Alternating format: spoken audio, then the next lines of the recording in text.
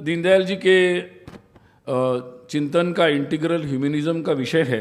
एकात्म मानव दर्शन का। दीनदयाल जी एक ऐसे व्यक्ति हैं कि उनकी विशेषता को समझना बहुत आवश्यक है। आज के जब हम दुनिया के सबसे बड़े लोकतंत्र है,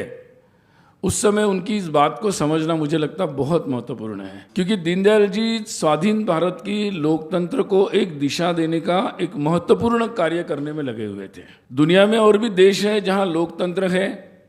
और जहां अलग अलग पार्टियां हैं, और गांधी जी ने अपने हिंद स्वराज में ब्रिटिश पार्लियामेंट, उसकी लोकतंत्र, उसके वर्णन उस समय ही करके रखे थे स्वाधीनता के पहले। और देश स्वाधीन होने के बाद जब हमारे देश में राजनीति प्रारंभ हुई तो उस समय दीनदयाल जी ने एकात्म मानव दर्शन के बारे में अध्ययन करते हुए एकात्म मानव दर्शन को अपने राजनीतिक दल का मुख्य, जिसको मैनिफेस्टो, केवल चुनाव का मैनिफेस्टो नहीं, it was a parties manifesto, ये उन्होंने बनाने की भूमिका रखी।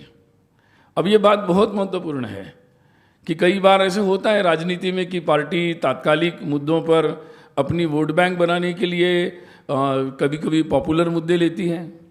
कभी कभी कोई कास्ट, कम्युनिटी, कोई ना कोई उसको अपना आधार बनाकर अपना आधार बढ़ाती है। कभी कभी तात्कालिक 5 वर्ष के चुनाव को देखकर लोक लुभावन नारे लगाकर या तात्कालिक परिस्थिति का दुरुपयोग करते हुए अपने राजनीतिक विस्तार का प्रयोग करते हैं। और कभी कभी इसमें जहां लोगों का ज्ञान बढ़ाना चाहिए,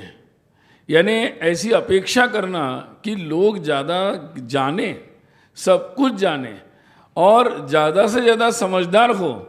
और वो सब कुछ जानकर पूरे देश के बारे में एक व्यापक विचार मन में रखकर वो राजनीति का अंग बने। और ऐसे वोटर की इच्छा करना किसी राजनीतिक दल ने, तो आज़ादी के स्वाधीनता के पश्चात दीनदयाल जी ने ऐसी इच्छा रखकर एकात्म मानव दर्शन, और जिसमें उन्होंने महत्व का विषय रखा कि लोक मत परिष्कार होना चाहिए।